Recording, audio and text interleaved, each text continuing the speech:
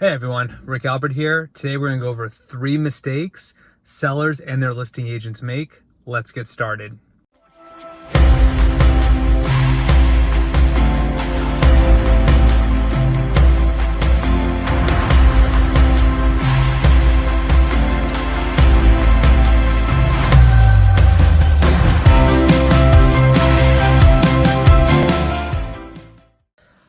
Okay, so what are those mistakes? So first of all, I'm clearly in my car.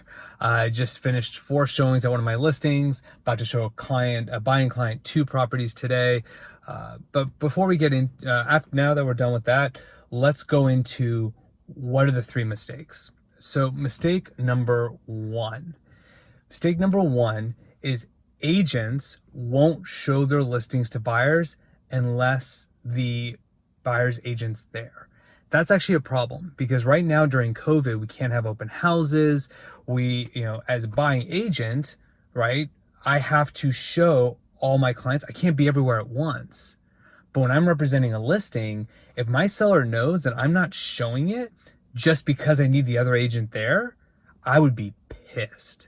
Because the whole point of you being a listing agent is to show the home to as many prospective buyers as possible. And if the agent can't make it, tough shit, you need to show it. So that's actually mistake number 1 that listing agents make, and that sellers need to make clear to their agents, like, no matter what, show my home, get it sold. The second is not always countering everyone when you get multiple offers. So what I'm seeing in this market is, let's say I get 5 offers. What's happening is some sellers and maybe their listing agents are saying, look, just counter this one and just move on, rather than trying to counter everyone. Now, of course, there's exceptions to every rule, right? If you have a cash buyer over asking, it's like, fine, I'm going to take it. I don't want to lose it. But you'll be surprised. A couple of my listings this year alone, some of my lowest offers when representing sellers, we countered everyone. They ended up getting the price. They ended up bumping up the price. They created better terms. One of my listings, Santa Clarita, they not only came up in price, but they released their appraisal contingency. And they were not the highest offer. So you're leaving money on the table as a seller if you don't counter everyone. So I know it's more work for the listing agent. So if, let's say you have 30 offers, yeah, maybe you only counter the top 10, right? Or maybe you have conversations with those other buyers and say, look, this is where we are.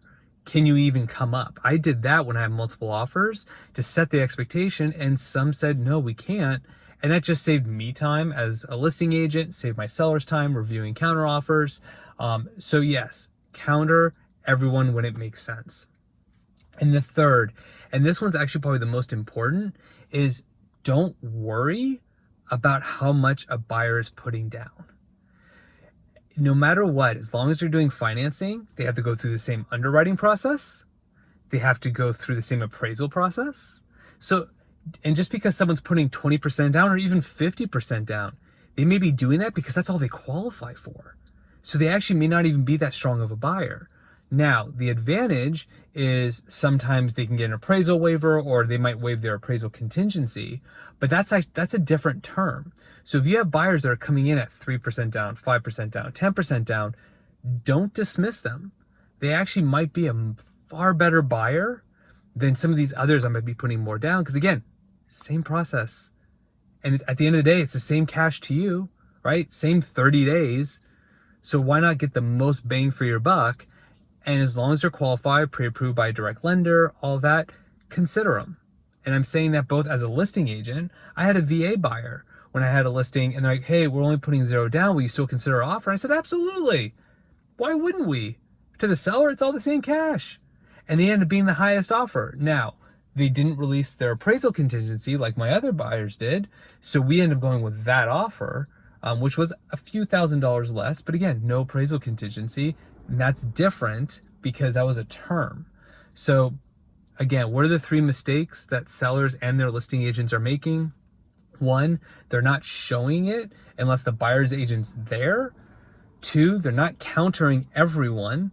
And 3, they're focusing too much on the down payment rather than the buyer themselves. Love to get your thoughts. Thank you so much for watching. Stay happy, stay healthy, stay safe, and I'll talk to you guys soon. See you later.